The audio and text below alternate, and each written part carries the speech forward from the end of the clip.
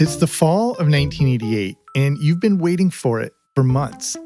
Weeks and weeks have been spent mowing lawns, doing chores, and anything else you can to earn some money. The work has been hard, but it's all worth it. You make it to Toys R Us, and there, on the shelves, is the game you've been waiting for. It's a game that promises a whole new world of action and adventure. You plunk down your hard-earned money and race home to play it. Being careful not to tear the box, you quickly insert the game into your NES, and up comes some familiar characters and music. But as you begin to play, something seems very different about this game. I'm Jamie Logie, and this is Everything 80s, a podcast that looks back on a decade that forever changed the way we dress, consumed, and connected. And today, it's a look back on the follow-up to one of the biggest video games ever. But it's one with a unique backstory and was quite a departure from its predecessor. This is the story of Super Mario Bros. 2.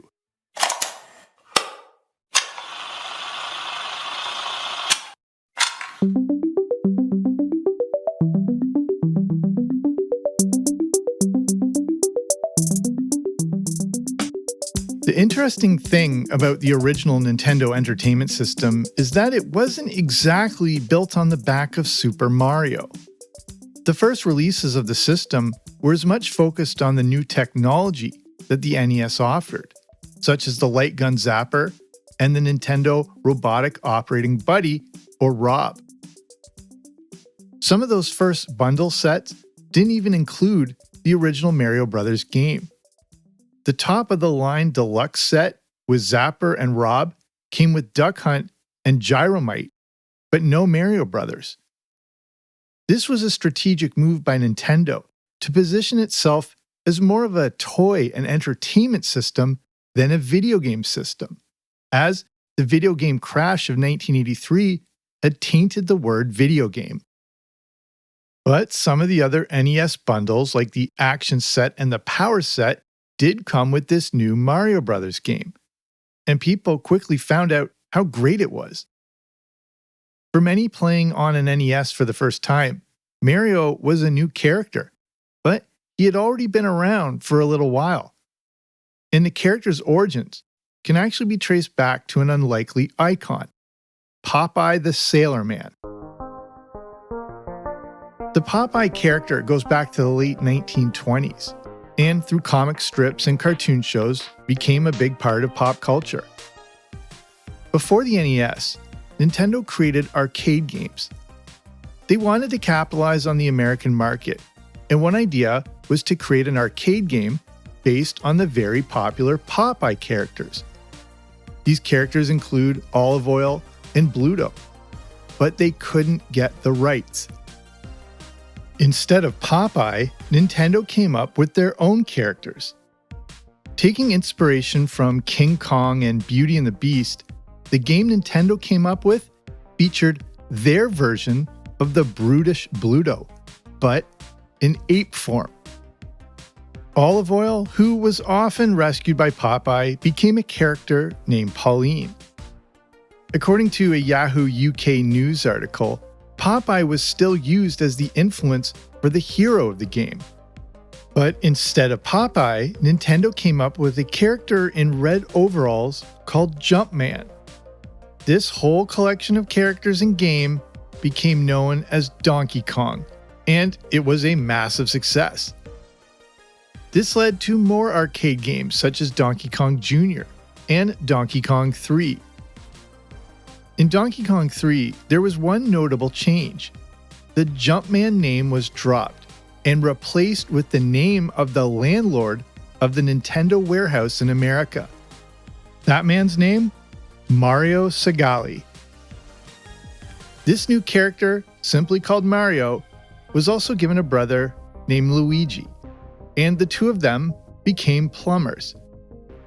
They were also given some more superhuman abilities, such as being able to fall from any height without being injured. In 1983, this led to their own platform-style arcade game called Mario Bros. But Nintendo was about to make a big splash with their unique new entry to the home video game market, the Nintendo Entertainment System.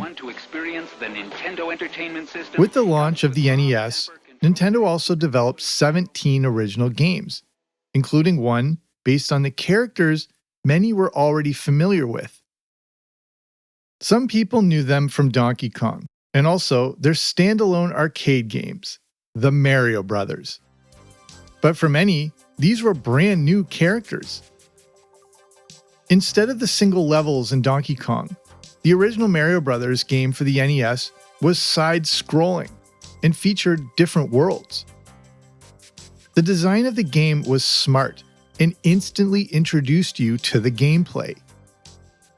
In the first few moments of playing Super Mario, you see question blocks that you can hit to receive prizes like coins and power-up mushrooms, while the brick ones could be smashed to help you maneuver and jump up onto higher areas.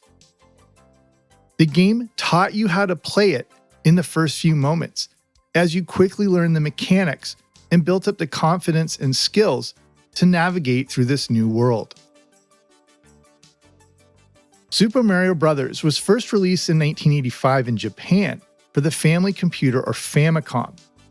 This is the device that would become the NES in North America and other countries. The Super Mario game was a massive hit in Japan, and that carried on into North America. After its release in 1986, Super Mario Bros. Quickly sold over 1 million copies. Duck Hunt was great, but Mario Bros. Quickly became the flagship game for the NES. As the NES quickly grew, so did sales of Mario Bros. By 1988, 4 million copies had been sold. By 1989, that went up to over 9 million copies. According to The Guardian, over the next few decades, this number would hit 40 million, making it one of the best-selling video games in history. And also, according to a 2010 Guardian article, Mario quickly became more recognizable to American children than Mickey Mouse. Safe to say, Super Mario Bros. Was a sensation, and that inevitably meant a follow-up was needed. But how do you follow up such a massive hit? How do you introduce something new while still capitalizing on the elements that made the first game such a success? Do you play it safe by putting out a rehash of the original? Or do you swing for the fences with something completely new? In 1988, kids everywhere were frantic about the follow-up to their favorite game. And when it was finally released, it was definitely a hit, but it seemed a bit different. Actually, a lot different. And it looked and played differently too. The mechanics of the original game had changed. Jumping and smashing were out, and picking up things and throwing them was in. Some of the levels moved vertically and not horizontally. There were also some new characters. Even Mario and Luigi looked different. And we need to fast forward a bit here to Super Mario Bros. 3, where everything seemed back to normal with a familiar look, gameplay, and characters. So what exactly happened here with Super Mario 2? Why such a departure from the original game? Why did it seem so unfamiliar? Well, there were several reasons.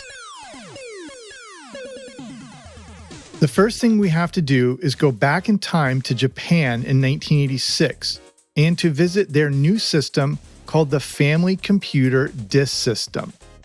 This was a step up from the original Famicom. According to the Gaming Historian YouTube channel, the new system that came out in early 1986 was only released in Japan. As the name implies, this system used discs instead of cartridges. Not only were the discs cheaper, they held more data. To drive sales of the new system, the sequel to the original Mario was the perfect way to launch it and create interest. Remember, as big a hit as the original NES Mario Bros. Game was in North America, it was just as big, if not bigger, in Japan. But the new focus was on the follow-up game. So, in just 4 months, the new Super Mario Bros. 2 was ready for the disk system. And it looked just like the original game. But there was one big difference. This game was quite a lot harder than the original. In Japan, there were complaints about this, as the game seemed so hard to the point of being cruel. But the game was still an enormous success. This was the Mario sequel after all. Naturally, the game was destined to be released in North America. And eventually, the new Super Mario Bros. 2 game made it to North America. But the testing phase revealed how tough this game was to play. A game needs to be challenging, but if a kid can't make it very far before being taken out by a poison mushroom, it may not lead to long-lasting playability. And worst of all, if a game is way too hard, it just isn't fun, and it gets taken out and swapped over for a more fun game. This is still the early days of the video game rebound after the crash of 1983. Nintendo may not want to put out something that might turn people away, especially young kids whom they hope to have as customers for years. And there was another marketing issue. Once released in North America and then in other countries, the new Mario game would surely be on birthday and Christmas wish lists everywhere, along with kids screaming for it in a Toys R Us. Parents who had already shelled out a lot of money for an NES might not be so keen to buy a new game that looked exactly like the one their kids already had. Because of all these factors, it just didn't look like a smart move to release this version of the Mario Bros. Sequel. So now what? A lot of time and money had been spent creating Super Mario Bros. 2. Did this mean starting over from scratch? Well, fortunately for Nintendo, it turns out that they had the perfect solution just sitting under their noses. The original iteration of Super Mario Bros. 2 was scrapped, and it was time to hit the restart button to make sure to strike while the iron was hot and Mario was super popular. But just creating a new game was obviously a massive issue, as the development team already had their hands full. But this is where another Japanese game enters the picture, a game called Doki Doki Panic. Everything 80s will return after these messages. Doki Doki Panic was developed at first as a platform game that moved vertically. As you jumped higher up the screen, the background would shift upward with you. The characters could also stack items on top of each other, allowing you to jump up higher.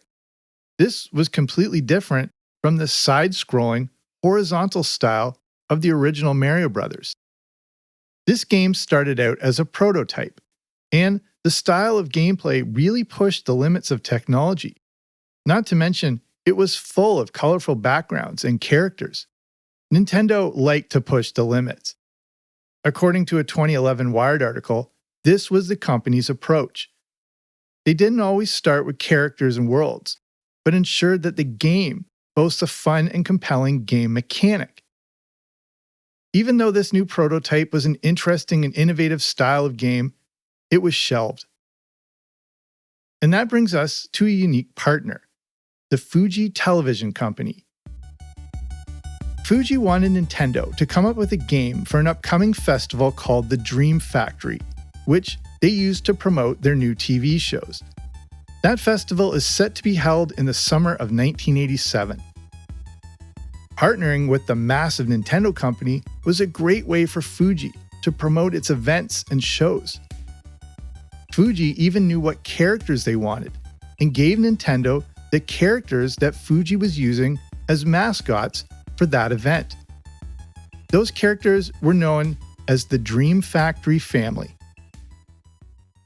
Fuji wanted a new game, but again, just coming up with a game quickly doesn't just happen. Fortunately, Nintendo had the perfect game to use these new characters in and dug up that vertical scrolling prototype. But Mario was still a massively popular character in game.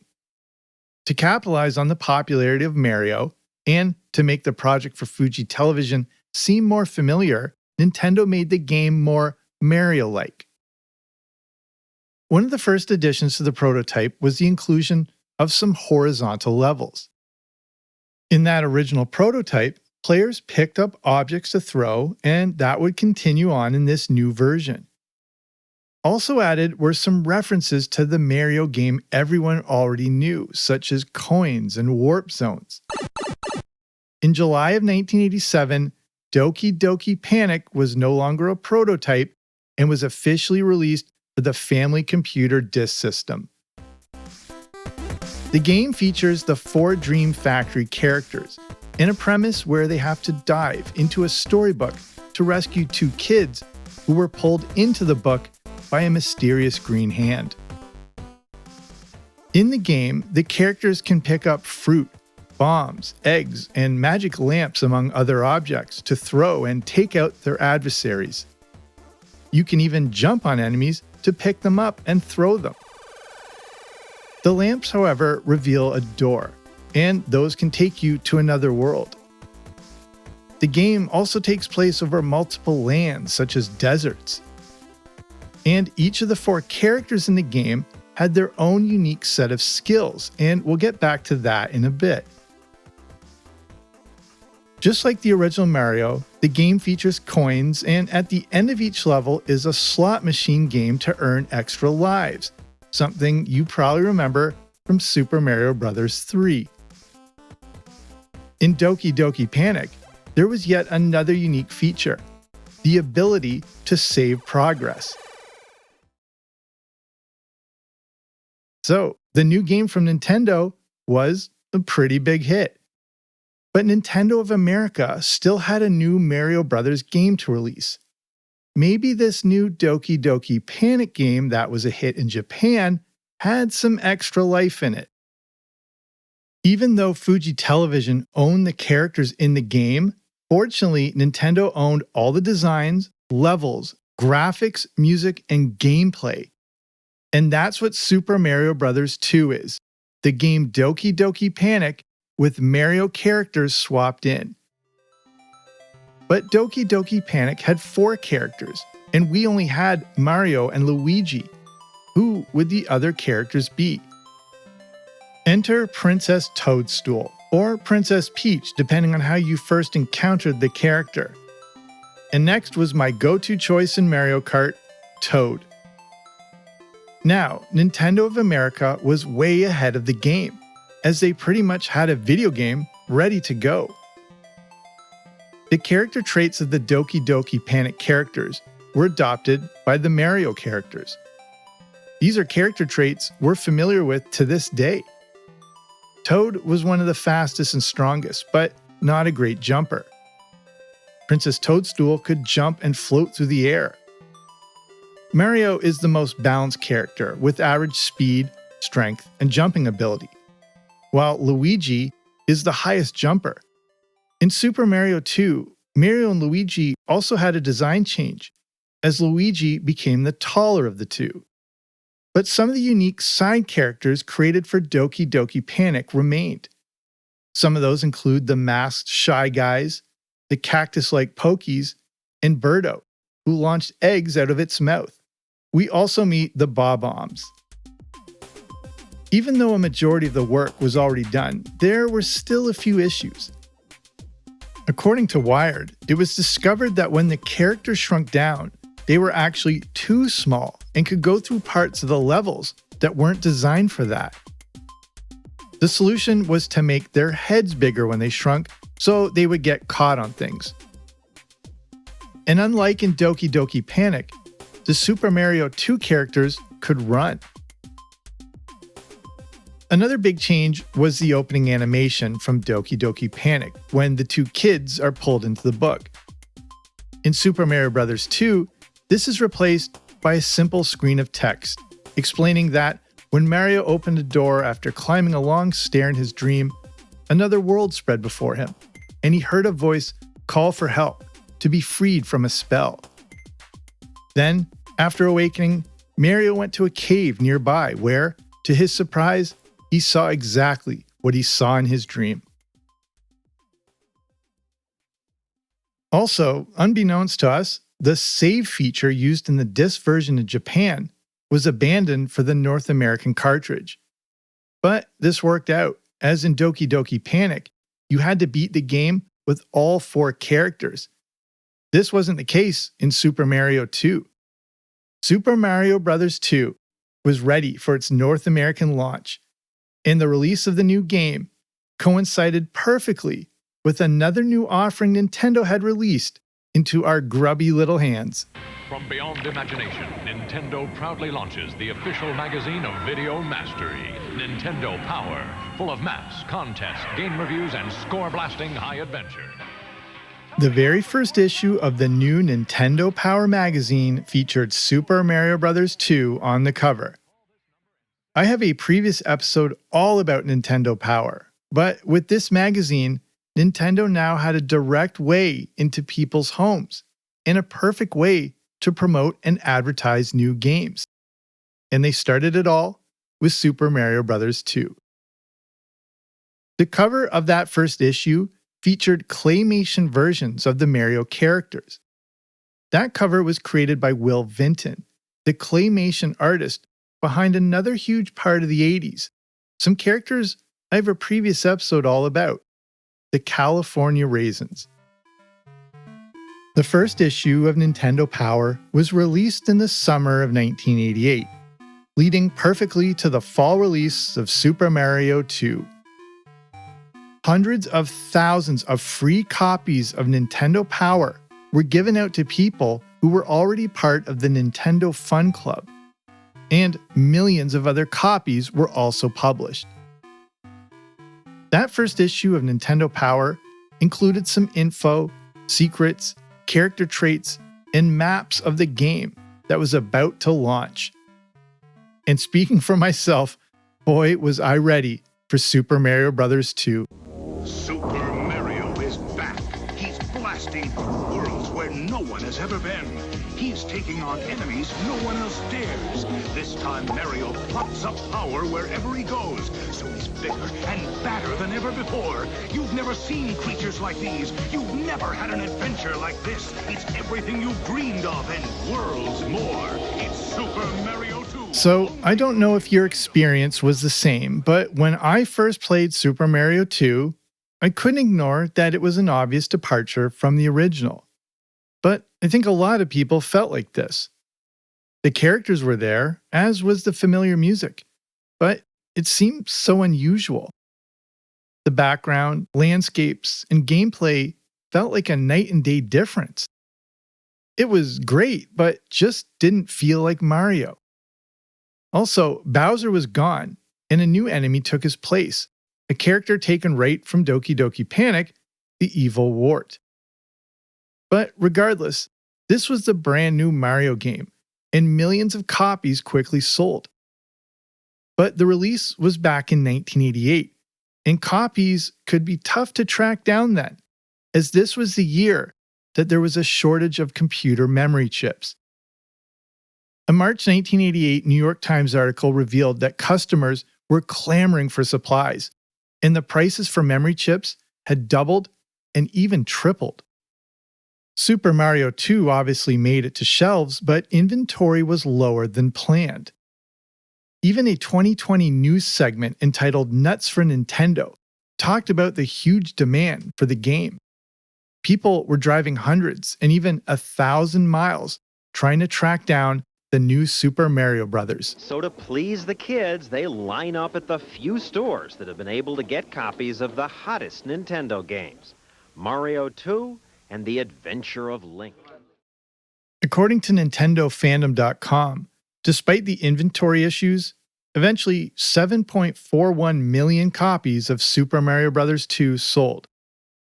It's interesting to think how many more copies may have sold if it wasn't for the chip shortage of 1988. Both Super Mario 2 and the NES were still a huge part of the holidays of '88. A December 1988 New York Times article states that the NES was the best-selling toy for the Christmas of 1987 and then throughout 1988. Just a few years in, Nintendo was predicted to be in 20% of all American homes. The success of Super Mario 2 and the NES in general continued to elevate the company. According to that December '88 New York Times article, sales in 1987 were around the $750 million mark. In 1988, sales were projected to hit $1.7 billion. In today's money, that's around $4.5 billion. ABC News reported that Nintendo had quickly generated 3 times the revenue as the American institution Barbie. Nintendo now controlled 83% of the market share. It looks like Super Mario 2 came along at the right time, as the system and game helped push each other to even further heights.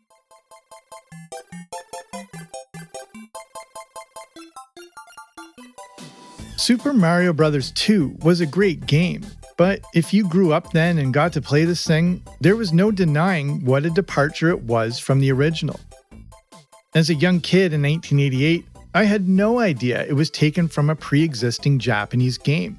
And I don't think many people knew that either. We didn't even know that a Super Mario 2 game had been developed years earlier. But the difficulty in gameplay prevented it from being released in North America. It wasn't until a few years later that some of this started to be revealed. And one of those reveals was through a video game. If you ever played Super Mario All-Stars for the Super Nintendo, you may remember that it contained the original Super Mario, Mario 2, and Mario 3. But then there was something unique. Super Mario Bros. The Lost Levels. What was this thing? It looked like the original Mario, but was way harder.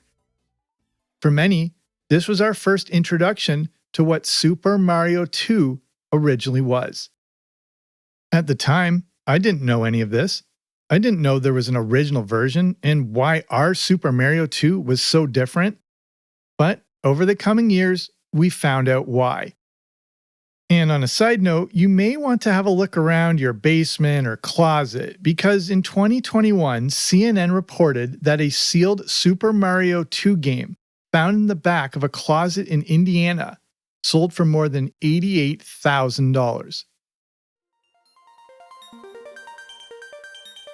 Super Mario 2 came out during a unique time for Nintendo. This was still the early days of the company's presence in North America, and the game was going to be a risk either way. The original and harder version may have been a dud over here, but the company went out on a limb and released a game that looked nothing like the predecessor. It's definitely not my favorite Mario game, but it was definitely a success, especially when you consider the memory chip shortage back then. Super Mario 2 is also a success because it wasn't part of an NES bundle like the original Mario. Super Mario 2 was a standalone game. For those that didn't like the direction Super Mario 2 took, luckily Super Mario 3 would be that return to form we all wanted. But Super Mario 2 still holds a unique place in video game history. It introduced us to new characters that became part of the Super Mario universe. It had an impact on game design and influenced future developers of future Mario games. And it allowed them to introduce more variations within the games. Super Mario 2 introduced puzzle solving into the Mario universe, and it introduced us to playable characters that all had distinct abilities. Super Mario 2 also ushered in a new era of how Nintendo promoted video games through the Nintendo Power magazine. Despite how different it was, Super Mario Bros. 2 remains a key part of Nintendo's history and a huge part of the 1980s.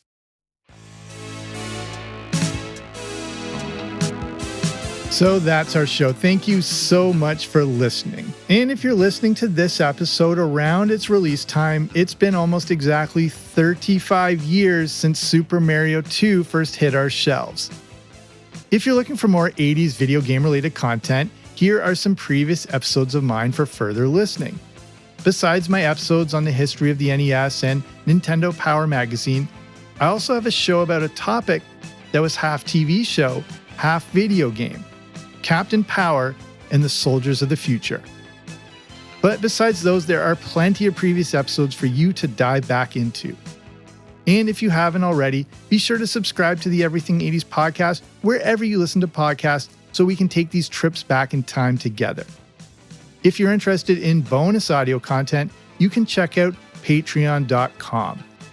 That's the platform to get access to things like the Everything 80s movie review podcast. If you want to learn more, you can just head on over to patreon.com/80s. That's patreon.com/80s. So thank you again for being here with me today and taking the time to listen to this episode. I know there are so many podcasts out there, so it's never lost to me that you've decided to check this one out. So that's it from me. I'm Jamie. This has been Everything 80s, but I'll be back soon with a new episode. Don't you dare miss it.